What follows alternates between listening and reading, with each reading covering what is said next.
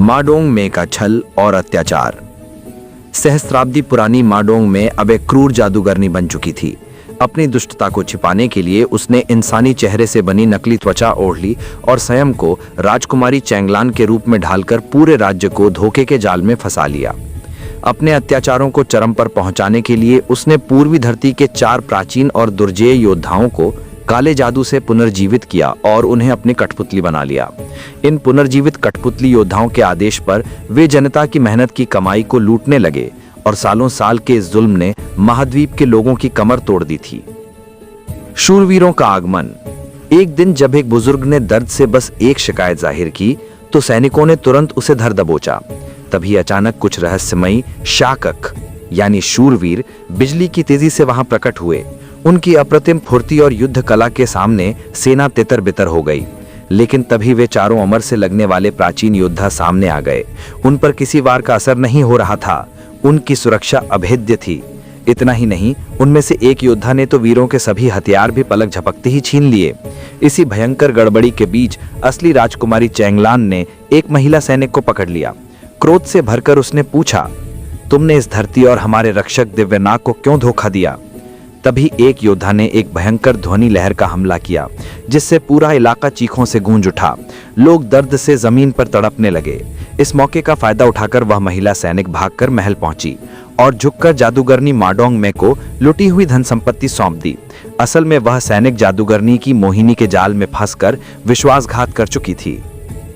असली ताबीज की खोज। राजकुमारी चैंगलान की वापसी से जादूगरनी माडोंग में आग बबूला हो उठी। उसने तुरंत पूरे शहर के लोगों को इकट्ठा कराया और एक नकली नाग ताबीज ड्रैगन पैलेस टोकन के सहारे देवनाग को बुलाने की कोशिश की। चैंगलान एक नजर में पहचान गई कि ताबीज नकली है, लेकिन तब उसकी हैरानी का ठिकाना नहीं रहा जब उसने देखा कि नकली होने के बावजूद वह देवनाग को आदेश दे रहा था। उसी पल उस बुजुर्ग महिला को दंडित किया गया। अपने लोगों के इस दुख को देखकर चैंगलान अंदर तक हिल गई।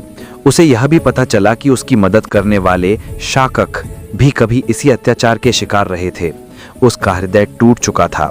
वह जानती थी कि इस जादूगरनी को हराने का एकमात्र तरीका देवनाग की शक्ति है, पर असली नाग ताबीज कहाँ है यह कोई नहीं जानता था। रूसी आदमी और ड्रैगन अंकल। तभी उसकी उम्मीद की एक किरण उभरी। एक रूसी आदमी चैंगलान को खोजते खोजते वहां पहुंचा। उसके हाथ में वही असली नाग ताबीज था। उसने बताया कि असली ताबीज चैंगलान के पिता, जिन्हें सब ड्रैगन अंकल कहते थे, के पास था। कुछ समय पहले वह और ड्रैगन अंकल एक ही जेल में कैद थे। कैदियों की संख्या बहुत ज्यादा थी और जेलर व अंकल बेहद ताकतवर। एक भागने का अवसर पाकर ड्रैगन अंकल ने जेल से बाहर निकलने की कोशिश की और चूंकि वे दोनों एक ही हथकड़ी से बंधे थे, इसलिए वह रूसी आदमी भी उनके साथ बाहर निकल आया। खतरा भांपकर ड्रैगन अंकल ने नाग ताबीज रूसी आदमी को सौंपते हुए कहा, इसे मेरी बेटी चैंगलान तक पहुंचा देना। फिर उसे बचाने के लिए ड्रैगन अंकल खुद दुश्मनों के सामने खड़े हो गए और वाह अंकल से एक जोरदार भिड़ंत शुरू कर दी। दोनों देखते ही देखते वाह अंकल के संग्रह कक्ष तक पहुंच गए, जहां सैकड़ों राउंड की भीषण लड़ाई चली। तलवार, मुक्के, लात, कुछ भी ड्रैगन अंकल को रोक नहीं पा रहा था। जब वाह अंकल ने अपनी तलवार निकाल ली तो निहत्थे ड्रैगन अंकल ने चारों तरफ देखा और पास रखा एक प्राचीन कांसे का चक्र उठाया। लेकिन जैसे ही उन्होंने उसे उठाया, वाह अंकल अचानक चौंक गए और उन्हें रुकने के लिए जोर से चिल्लाए। अचानक याद आ गया कि सामने खड़ा शख्स कोई और नहीं बल्कि उनका अपना भाई है। बस यहीं से दोनों के बीच चल रही दुश्मनी हमेशा के लिए खत्म हो गई। खून खराबे की जगह उन्होंने भाईचारे को चुना और उनकी ये अनोखी कहानी यहीं पर पूरी होती है। तो दोस्तों, आज की वीडियो यहीं खत्म होती है। अगर वीडियो अच्छी लगी हो तो सब्सक्राइब जरूर कर देना और कोई सवाल या सुझाव हो तो कमेंट में बताना मत भूलना। मिलते हैं अगली रोमांचक वीडियो में।